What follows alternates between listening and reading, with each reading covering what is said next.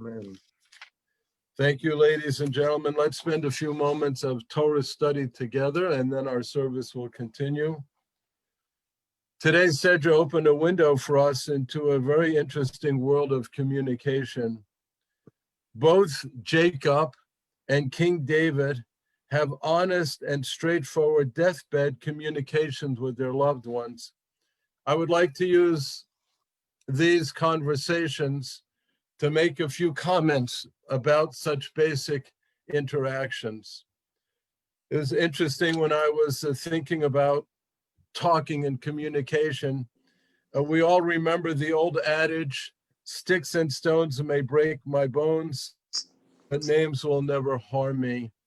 That may be appropriate in a schoolyard for children, but not among adults. Words have enormous impacts in our lives. I'm sure we can all recount incidents in our lives when things were said to us that had positive and negative impacts. And I'm sure I could go around and ask everybody what those were, but since I'm leading this, I came up with two stories, a positive one and a negative one, where words had an enormous impact that I'm still recalling the stories today, of all the stories in my mind. So here's a positive one. When I was growing up, my mother took us to services every week. She was part of the group that prepared the Oneg weekly. We had a big synagogue, Beth Torah congregation, North Miami Beach, routinely had 300-400 people at Shabbat, a lot of cake and cookies and coffee and stuff like that. The problem was, however, that she got to the synagogue early. And so she took myself, my younger brother and sister, and basically said, go, go away, do something. So my brother and I would go to services. My sister would go to junior congregation. Again, we were kids. We decided that, my brother and I, that we need to keep ourselves occupied. So we would bring toys and comic books to read during services. Not that anyone would read anything during services except the Siddur. So there I am. It's one Shabbat service, and we had a daily chapel off to the side, and kind of like we do, but it was connected to the main chapel. So I was sitting in one of the pews, reading a comic book, and I think I had it in the Siddur, in the Chumash, so that nobody would know I was doing that. And out of the corner of my eye, I see our family rabbi, Max Lipschitz, of blessed memory, who was taking his robe off, and he was walking from the shul back to his office. So he passes me, and he sees me reading the comic book. And he says to me, and I remember this, my first name is Albert, he says, Albert, what are you reading? So I said, Superman. That's what I was reading, Superman. So at that point, the rabbi could have said 100 different things. One of the things he could have said is what? That's not appropriate for shul. Or something worse, he could have said, I'll tell your mother, who was still in the kitchen, by the way. She used to go away for 3-4 hours every Shabbat morning, but I knew where she was. So here's what the rabbi said to a 10-year-old kid who was trying to sneak Superman. He said, I love comics and read them myself as a child. Enjoy. Then he went away. And that was a wonderful 1 minute for me, because it made me realize that my rabbi was a person. He was a human being. He wasn't this mystical figure on the bima all the time. And it's funny, I remember I saw him one Purim in shorts, and I had to look again that the rabbi actually had legs, and he wore shorts and all that. So that was a positive thing. That the rabbi said that, and I know Rabbi Dorsch is so sweet, he would say the same thing to a kid reading a comic book. So here's the second story, a negative side. I grew up, entered the Navy, and the Navy sent us to Okinawa, Japan. And as a chaplain, you're assigned to a group. And in my case, I was assigned to a battalion of Marines. And one of the officers in charge was a Marine captain. So I was a Navy lieutenant, same rank. So we became friends. You're overseas, you become friends. And one day we're in the gym, and we're talking of all things about used vehicles. On Okinawa, of course, you weren't going to schlep a vehicle from the States to Japan. That was too costly. So there was a whole market for used cars. people would come to Okinawa, buy a car, a few $100, use it. And just as an aside, it was like in England, the driver's seat was on the other side and it was shift. So you were shifting with your left hand, not your right hand, just a technical note there. So there was a market always for cars. So I'm talking with this captain. We're in the gym, changing, and he says, I just bought a new car. And I said, great. How much did the owner want? He said, $2,000. And then he says, but I Jewed him down to 1,800. Now, at that moment, I was kind of half changing. I just froze. I just froze in place. And the other people in the gym who heard the remark stopped as well. Now, my friend's face got red. He just reddened and he started apologizing profusely. He said, I didn't mean anything bad. So don't be offended. When he said it, he said, I just mean I bargained him down. And I must tell you that our friendship was never quite the same after that.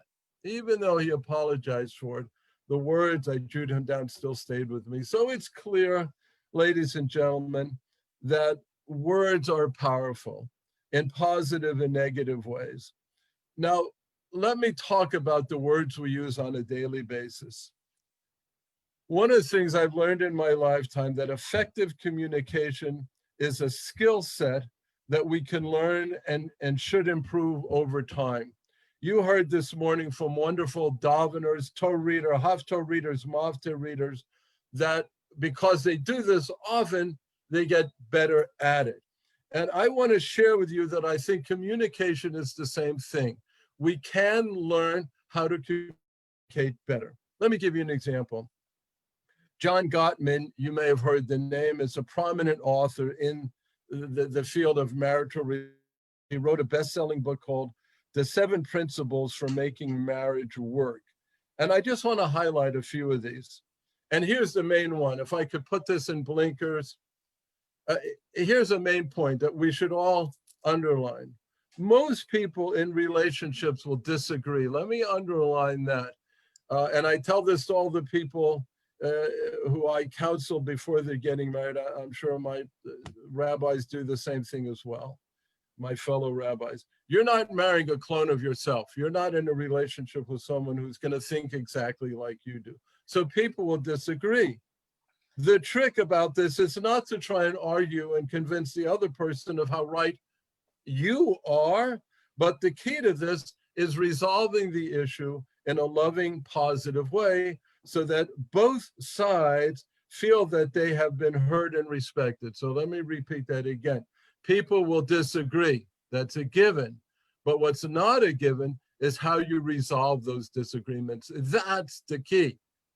Let me give you an example. And I kind of made this up between the book and my own experience. So here's a hypothetical example. And I'm saying spouse A and spouse B, so it's gender neutral here. Spouse A goes shopping. And by the way, these are some of the techniques that people can use to make their communications better. And these are skill-based. So we don't pray our way through this, we learn our way. Spouse A goes shopping and has agreed to buy certain items. Upon returning home, one item was forgotten. We've all done this, by the way. Spouse B, upon discovering this forgotten item, can respond in a number of ways. So just imagine that. Somebody is going shopping, you said, pick me up, whatever, pick me up, whatever. Your partner comes home, the whatever's not there. So what is your response? So here's an appropriate response from spouse B, who says, you're the one who was home. Gee, honey, what happened to the item I thought we were going to get? And the spouse who went shopping says, honey, I'm sorry. I thought I had gotten it. I can go shopping tomorrow if you really need it. Stop. Now, note that the issue is addressed. What was the issue? You went shopping. I asked you to pick something up. You didn't get it, and you apologized. So the issue is resolved in a loving way. Note, by the way, and this is where language is important, I wasn't facetious when I added the word honey. When you say honey or sweetheart or whatever, what message are you giving? You're saying, I respect you and I love you and I don't want this to go anyplace else.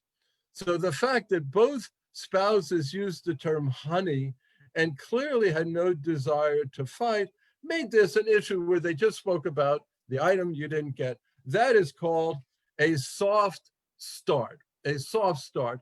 In other words, it could go in a bad way, but both partners are working by the words they use to make sure that doesn't occur. Now let's run the same scenario another way. Spouse A is going shopping. They said they were going to pick up an item. They forget the item. They come home. Now here's what spouse B responds.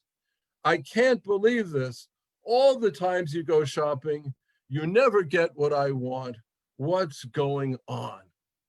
Now, we might have all said that, but that makes the situation. By the way, Gottman calls that a harsh startup. If someone says to you or to me, I can't believe this, all the times you go shopping, you never get what I want, what's going on? What do you feel like responding back? You have to answer in a much more aggressive way. Well, what do you mean? What are you talking about? I get what you want all the time, etc. So I want us to see here that this is a total package, this issue of communication. And it's really something we can all learn.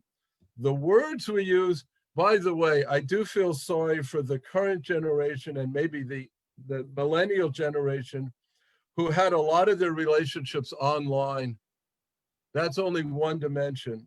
The words we use, the body language we use, the facial expressions we use, the tonality we use are all parts of successful communications. Most importantly, however, is our fundamental desire to compromise based on mutual love and respect for our partners. If we're thinking that we're going to have a conversation, not an argument, 99 times out of 100 we'll have a conversation, not an argument. So again, this is communications, which is based on a skill set. I would also suggest that the same dynamic of communication can and should easily be applied to our overall society. Look at the endless ads we've seen running about the current senatorial election. Negative words and terms are being thrown about without too much concern about any consequences about the words or the labels we're putting on people. Hopefully 2021 can be a return to more balanced conversations, discussions, and dialogues without the vitriol and negative emotions that have been raised in the past months. We have serious concerns in this world. We all know that. COVID, vaccines, the economy, homelessness, hunger, the environment, foreign and domestic policies. We need to hear all our voices. If you remember, ladies and gentlemen, over Rosh Hashanah, I spoke about cleansing our souls and asking forgiveness of loved ones. Today, as we welcome 21, I have another challenge for all of us. By the way, not a resolution for 2021, but a challenge. And by the way, not easy to do, and I'm going to do it, and the next time I have a chance to chat with you, I'll tell you how it went. I think it's time in 2021 to tell loved ones, be they family or friends, what we want to communicate with them. Look at Jacob and Joseph. When did they tell their loved ones what they really wanted to tell them? At their last minute, literally, right before they're going to die, they have this deathbed conversation with their loved ones. And what I'm saying to all of us today is, let's not wait. I'm sure we have words of significance to be offered to those around us. Do I have things I want to say to my family? Yeah, I do. Should I have said a long time ago? Probably. But the examples of Jacob and David are my impetus, my catalyst to say it now. Those words, such as those spoken by my rabbi many years ago, may have lasting impacts on those who hear them. Let's not live a life of what could and should have been. Let's take a few moments to tell the truth as we see it. Let's make this year one of better communication, conversations, and dialogue in a decent and civilized way. When we ended the Amidah, we said this prayer, and I drew your attention to it, and maybe the words have a different meaning now. Here's what we pray at the end of every Amidah. My God, keep my tongue from evil, my lips from deceit. I don't want to argue. I want to live in a context of love and respect and dignity. May the words of our mouths and the meditation of our hearts be acceptable to you, Adonai, our rock and our Redeemer. Amen. Shabbat Shalom. Happy 2021.